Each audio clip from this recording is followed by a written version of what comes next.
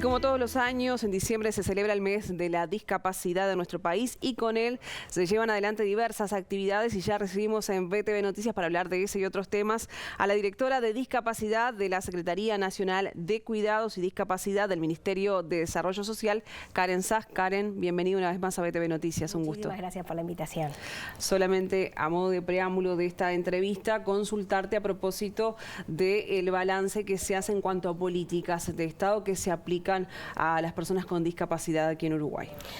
Bueno, nosotros hemos venido trabajando en muchas líneas. Al tener la Rectoría de Discapacidad, cualquier ámbito de la sociedad tiene relación con lo que nosotros hacemos y venimos trabajando fuertemente en algunas líneas fundamentales que tienen que ver también con incluso reivindicaciones históricas de los colectivos de las personas con discapacidad. Entre ellos, por ejemplo, la concreción del baremo único de discapacidad, que es un instrumento de medición que unifica todos los instrumentos de medición a nivel país a la luz de la Convención sobre los Derechos de las Personas con Discapacidad, que es el cuerpo normativo más importante en los últimos tiempos vinculado a los derechos humanos de las personas con discapacidad, y otras líneas prioritarias que tienen que ver también con cuestiones normativas y de capacidad jurídica de las personas con discapacidad, como así también cuestiones de género, de educación, de empleo. Siempre hay mucho para hacer y para mejorar. Creemos que vamos por un buen camino, pero por supuesto que siempre los desafíos nos interponen siempre el poder realizar más acciones para que de alguna manera las personas puedan estar más incluidas en la sociedad, que es el objetivo que tenemos. Respecto a ese escenario que acabas de plantear, ¿qué sucede con esta ley que obliga a las empresas privadas a contratar personal con discapacidad?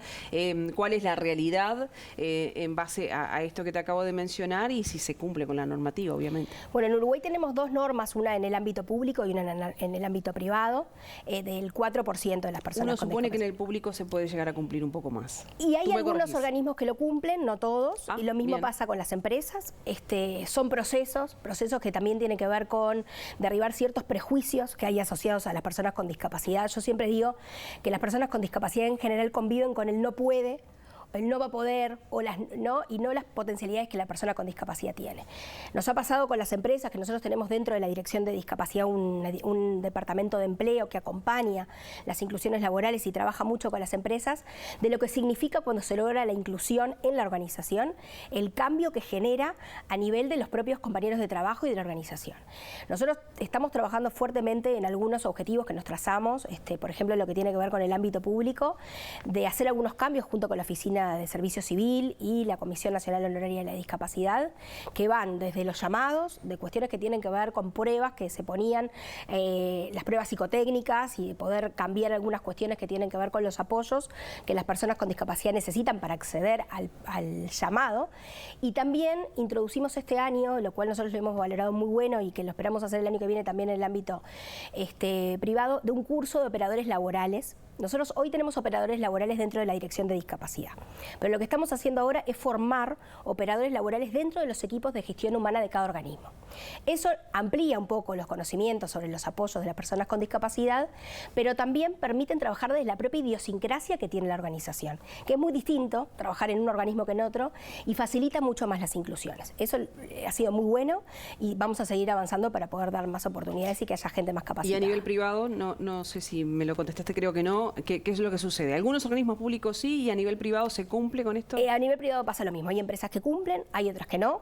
Nosotros tenemos apoyos que estamos trabajando con las empresas para que cada vez sean más.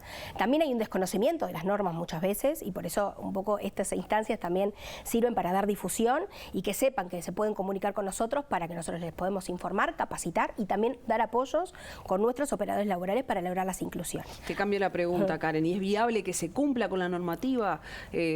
Hay desinformación, capaz que esa es la causa, pero ¿hay algún seguimiento, algún control? ¿Debería hacerse? Hay controles. Nosotros en el ámbito privado hay una comisión de inclusión laboral que también está presidida por el MIES, el Ministerio de Trabajo. Nosotros hemos capacitado recientemente a todos los inspectores de trabajo del país para que tengan la formación de poder, cuando tienen que ir a fiscalizar, pero lo que pasa es que el empleo solo no lo podemos mirar en sí mismo, sino que tenemos que mirar otras áreas. Y hay un tema muy, muy especial que tiene que ver con la educación y que tiene que ver también con las oportunidades que generan a la hora de la empleabilidad.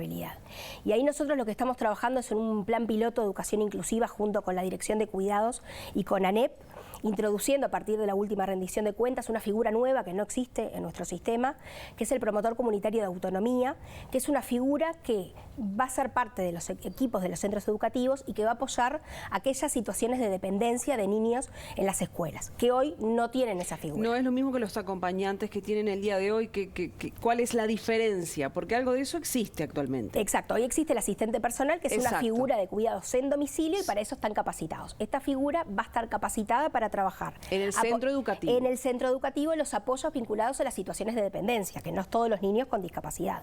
Algunas situaciones puntuales que requieren apoyos vinculados a la dependencia, esta figura nueva se introduce para que las personas puedan de alguna manera tener una mejor inserción y avanzar en su sistema educativo, que entendemos que va a ser, eso va a redundar en mejores condiciones de empleabilidad también. ¿Y a partir de cuándo se va a aplicar? Eso fue aprobado en la última rendición de cuentas y esperamos que en marzo empiece con una experiencia piloto de alrededor de 40 centros. Previo trámite con el MIDES. Es en el MIDES. El solicitante se evalúa si realmente cumple las condiciones para tener este acompañamiento. Exactamente. Y a la vez también nosotros tenemos otros apoyos que también van de la mano en esto de favorecer las condiciones y los entornos inclusivos de empleo. Por ejemplo. Que tiene que ver con nuestros centros, por ejemplo, el Centro de Rehabilitación Visual, el Centro Tiburcio Cachón, que es muy conocido por la sociedad porque es un lugar de rehabilitación visual de las personas ciegas o baja visión, que nosotros desde que empezó la gestión venimos trabajando en su fortalecimiento. Ahora estamos haciendo una inversión muy grande en la mejora edilicia y también en el fortalecimiento de los equipos de trabajo, que también introdujimos una figura nueva de los terapeutas ocupacionales a través de un convenio con la UDELAR, que nos va a apoyar y permitir que también se generen como otras condiciones de autonomía, independencia, para llegar a cuestiones, por ejemplo, de empleabilidad. Y lo mismo en nuestro centro de ayudas técnicas y tecnológicas, a través de entrega de apoyos técnicos como silla de ruedas, prótesis y demás, que favorecen también una mayor independencia y autonomía. Hace un tiempo atrás, a propósito de los acompañantes personales, el ministro Lema había mencionado que aún no se contaba con la capacitación adecuada. ¿Eso se ha logrado revertir? ¿Realmente ahora la capacitación logra cubrir esa demanda que tienen las personas con discapacidad para que esta persona seleccionada lo acompañe? Si bien eso es más competencia de la Dirección de Cuidados, sí se está formando a través de INEFOP y a través de otros centros, entidades educativas, se están formando y se está llegando a lograr que de a poco la universalidad de los asistentes personales tengan la formación.